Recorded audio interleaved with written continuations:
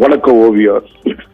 மலைகளின் அழைக்கப்படும் நீலகிரி மாவட்டம் ஆண்டுதோறும் டிசம்பர் ஜனவரி மாதங்களில் உரைப்பினுடைய தாக்கம் அதிகரித்து காணப்படும். இந்த ஆண்டு கடந்த 13ஆம் தேதி துவங்கிய உரைப்பனி பொழிவு 10 நாட்களுக்கு மேலாக அதிகரித்து காணப்பட்டது.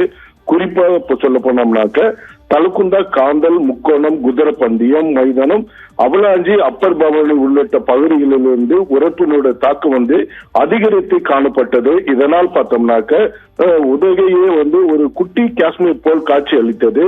மேலும் பார்த்தோம்னாக்க இரவு நேரங்களில் வெப்பம் -4 செல்சியஸ் அளவில் குறைவாக காணப்பட்டது. குறிப்பாக உதகை கூடலூர் தேசிய நெடுஞ்சாலையில் அமைந்துள்ள தலக்குந்தா நீர் பிடிப்பு பகுதியில் பச்சை கம்பளம் விரித்தது போல, வெள்ளை போர்வை விழித்தது போல காணப்பட்டது. இதை காணுவதற்காக ஏராளமான சுற்றுலா பயணிகள் அதிகால வேளையிலே இந்த தலக்குந்தா பகுதிக்கு முற்றுகிட்டு இங்கே உள்ள உரைப்பணியை அவர்கள் கையில் எடுத்து விளையாண்டு சென்றனர்.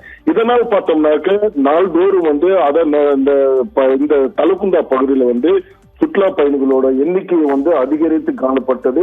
இந்த தலக்குந்தா பகுதியே ஒரு சுற்றுலா தலமாக மாறியுள்ளது. மேலும் பார்த்தோம்னாக்க இந்த பகுதியில காலை நேரங்களிலே போக்குவரத்து நெரிசலும் ஏற்பட்டது.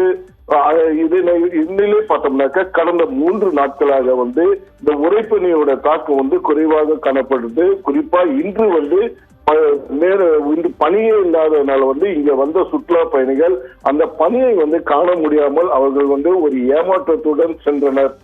ஓவியா.